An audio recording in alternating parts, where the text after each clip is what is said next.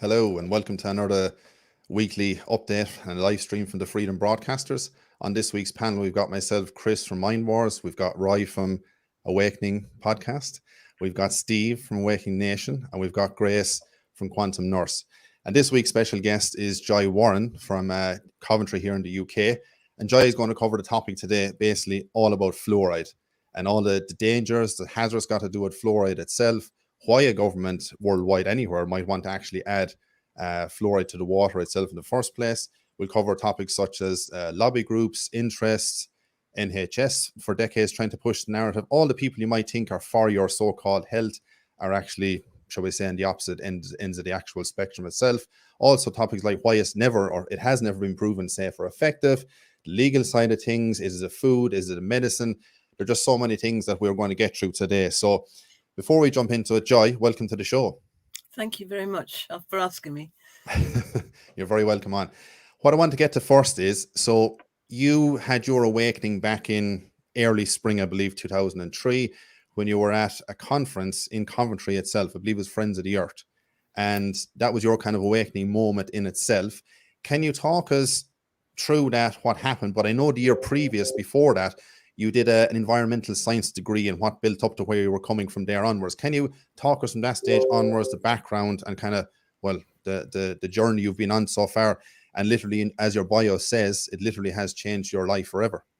It most certainly has. I thought I was in for an easy retirement when I left work in 2010, but nothing like that at all. Yes, I got my degree with the Open University in 2002, and I belonged to Friends of the Earth, so I went to a talk given by Dr Diane Philips, who was an anaesthetist who lived in London but moved to Coventry to join what was then known as Walsgrave Hospital. She almost immediately became ill, and her colleagues couldn't work out what was wrong with her. And she had a horrible 2-year journey of her own, and then she finally discovered that she'd got hypothyroidism, that's low thyroid. And that was at the same time when she found out that she had been drinking fluoridated tap water, which she hadn't been drinking in London. So she stopped drinking the tap water, got herself a whole house filtration unit, and gradually got better. And then one day she put in filters which were not correct, which were not taking out the fluoride, and she became ill again. When she discovered that she got the wrong filters, put in good filters, and her health got better again. So this is a really classic way of determining what is causing your ill health. She then eventually moved to Derbyshire, which is not fluoridated, and I think she's a consultant now. So this set me going. Now, I didn't believe it in 2003. It took me a whole year to research and to find out that Diane was perfectly correct, and I would be an idiot not to believe her. But you do your own research. You have to check these things out. And having a scientific background, yes, I don't take anything for granted. So there you go. I've been at it now since 2004, and every year I say it's got to come to an end. They can't possibly continue this idiotic practice of adding a toxin to our drinking water. But it's still going on, and now the government's getting even stronger in favour of it. We don't know why, apart from the fact we think it's to do with the dental profession. We can move on to that later if you want to. Yes, that's what I want to ask you, because just myself and yourself on the panel are the only ones here from the UK at the moment. And just before we get into the other side of things, talk us through because a lot of this is going on through the back door while everybody else is worried about the whole COVID circus theatre show, shall we say, on wheels going around all day, every day. And talk to us about, they're trying to pass this through within the next couple of months. I believe it's spring of next year is the kind of final date, shall we say. And in the UK, for many people don't know, it's only parts and sections of UK that has fluoride in the water itself. But of course, the lovely government, shall we say, the lovely corporation or fraud corporation that they're trying to obviously push through 100% fluoride in all of the UK's water within the next couple of months and pass into legislation. Can you talk to us a bit on that and update us? Where are we along the road on that journey as to where that is coming at the moment? Okay, so in the UK, before laws can be enacted, you have what are known as white papers, then green papers, then a bill, and then an act, and then regulations. So it's a long process, and it started 2 years ago. the white paper, we were asked to comment on what the role of water companies should be in regard to water fluoridation. Well, it was a very stupid question which sort of deviated people's minds away from the real principle. Of course, there should be no role of water companies to fluoridate because they're supposed to be providing us with potable water, not medicinal water. So the bandwagon's been moving now for 2 years, a little bit delayed by COVID.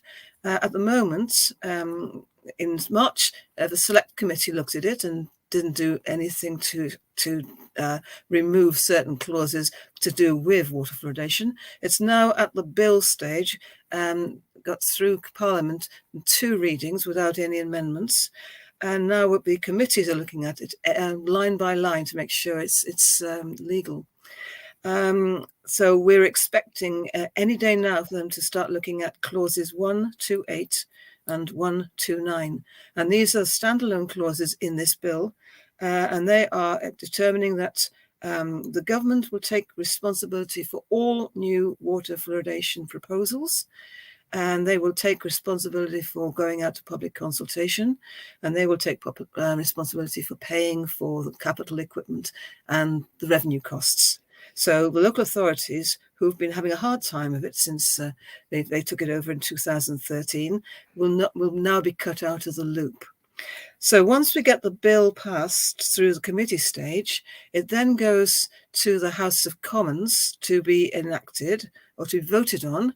If it passes, it goes to the House of Lords, and the Lords can actually say, we don't like this, this and this, and they can send it back to the House of Commons. And it can go backwards and forwards quite a few times. But in practice, it'll probably only go backwards and forwards once. Once it's enacted with clauses 128 and 129 intact, the Department of Health and Social Security will set to, with their legal advisors, to pass regulations which go through another committee. They're not voted on by the Houses of Commons and Lords. And the regulations will just tie everything up into nice little tiny packages and knots. That's going to happen probably springtime, possibly summertime. Sometimes it takes 2 or 3 years for regulations to be drawn up, but I think they'll probably rush it through. How confident are you of it not going through, shall we say, and what are the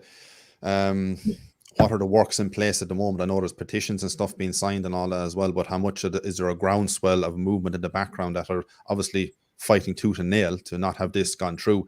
And do you see it now more so than ever in the last 17, 18 years or so that you've been on this roadmap, shall we say, or this journey? Yeah. Well, the first thing we've got to do is make sure that the petition gets it to 100,000 signatures, and it's a third of the way there already after 24 days, which I think, as far as fluoridation is concerned, is unheard of. It's really very encouraging. So the first thing people like me have to do is to try and nudge it, make sure that people do know about it and do sign it. And the expression is to sign and share. And that's what we're hoping is going to be done. The next thing is we're hoping to get the clauses removed from the bill by submitting requests to the Public Bill Committee, which will be deciding it next week. If it had enough submissions, they might listen, or there again, they may not. So it's just, we're just trying everything we can. And the groundswell of opinion, apart from the 33,000 signatures we've got so far, we've started a social group on Telegram, and we've got 600 members already, which is really good news. My own organization's gained about 50 to 60 members in the last few weeks. Again, that's good.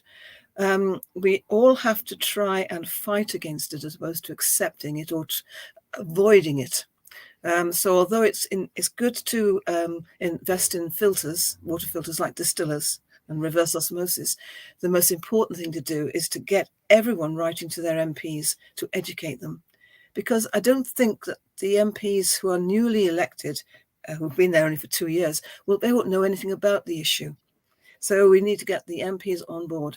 And we're trying to talk to the MPs who in 2003 voted against it, and to see if they would now sort of rally around each other and try and talk to other MPs who know nothing about it.